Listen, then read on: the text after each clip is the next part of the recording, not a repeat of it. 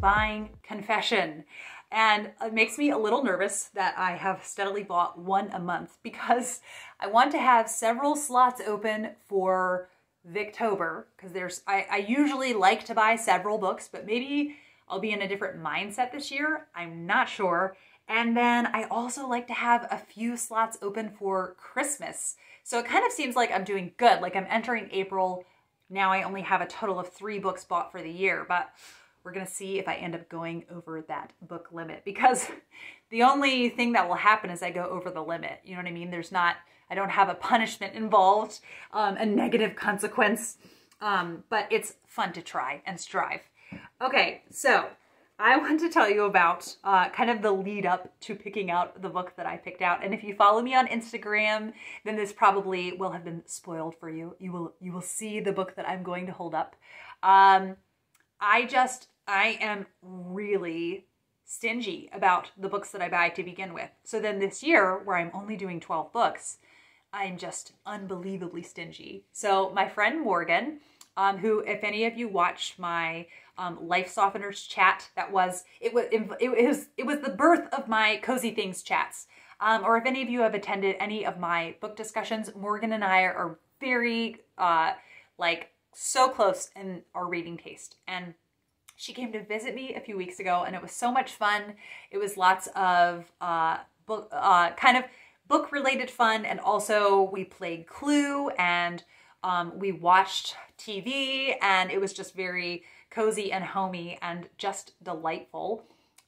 So I took Morgan to Baldwin's Book Barn, which is a 4-story used bookstore. And so Morgan was there to witness me agonize, I mean deeply, intensely agonize over whether or not to buy certain books. And there were several that really I came very close. But then when I realized that the library had copies of all of them, I thought, you know what? No, I don't want to use up one of my books here. I don't want to use up one of my number. And then I'm very glad that I didn't, because that week, then once Son of the Deep was released, once the actual release date came, I just knew, I have to have this book in my hands. I am willing to use up one of my number 12. This is how deeply this book has impacted me. And I think it's really extra hard for a fairy tale retelling to do that to a reader, because one, a lot of them can kind of blend together. And in many fairy tale retellings that I've read, the writing is somewhat unremarkable. The language in here is so beautiful, and the characters just come alive off the page, and it is such armchair travel, and I was fighting for these characters, and it's a remarkable book that is not only a page turner, but it has beautiful sentiments in it, and it has noble characters in it. And it has these characters that you so desperately want their happy ending. And even though you know what the ending is going to be, you cannot stop turning those pages. And it has just given me such a book hangover weeks and weeks later after reading it for the first time. And it's just such a special book. And I thought, you know what? I need this. I need this book in my life. And over here is my fairy tale retellings, although I have more Cinderellas, and the Cinderellas go in the Cinderella section. So it will be joining the ranks of favorite fairy tale retellings. And I'm just so delighted to have it. And then tagging along with that, KB Hoyle, the author, was generous enough to send me the first in her Gateway Chronicles series. The 6 is the first one, and I am very excited to be reading this. I read the first chapter and I am gripped already. I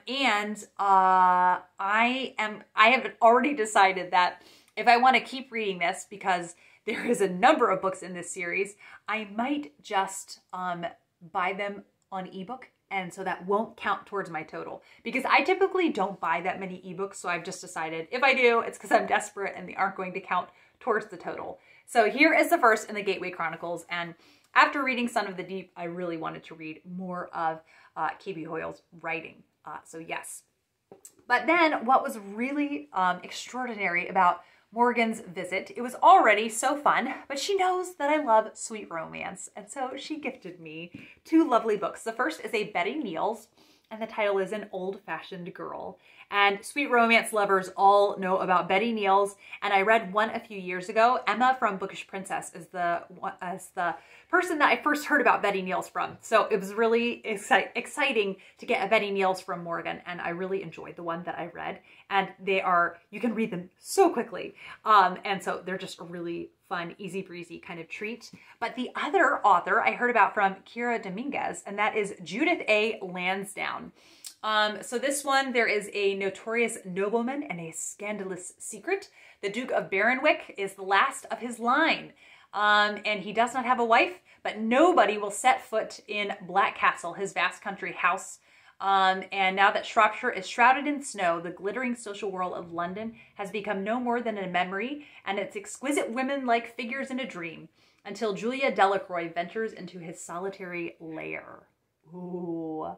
So I am very intrigued by this. I have been craving some sweet romance because last year at the beginning of the year was when I first fell in love with sweet romance. And so now I'm getting nostalgic about it coming a year out from it. So I definitely want to make time for this, as I do with so many books. So that is book number 3 that I bought.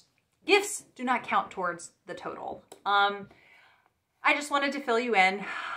I will, you know what? Let's celebrate and read the first paragraph, shall we? Let's do that. Also, I just love, look at that. All the little details in this. And it also has a map, which is fabulous. And it says, one for the air dwellers up in the sky. Rose released a handful of torn parchment above her head, letting it flutter back down around her. One for the children who walk on the earth. She scattered another fistful about her feet, and one for the people who live in the deep. Rose took 3 bounding steps and tossed her final bit of confetti into the churning water where it floated, ink leaching out into the salt sea. And that's how I feel about that, she said. Oh my goodness. So it's so lovely to have you here, Son of the Deep. I just knew I needed to have it with me so I could give it a big hug when it got here, and it will be there to console me and comfort me on the hard days. And I cannot wait to revisit the story many, many, many times. Thank you as always for watching, and I will be back with another video soon. I'm hoping there will be more of a gap before my next book buying confession episode goes up, and so I can leave lots of leeway for the later half of the year. And I will be back with another video soon. Bye.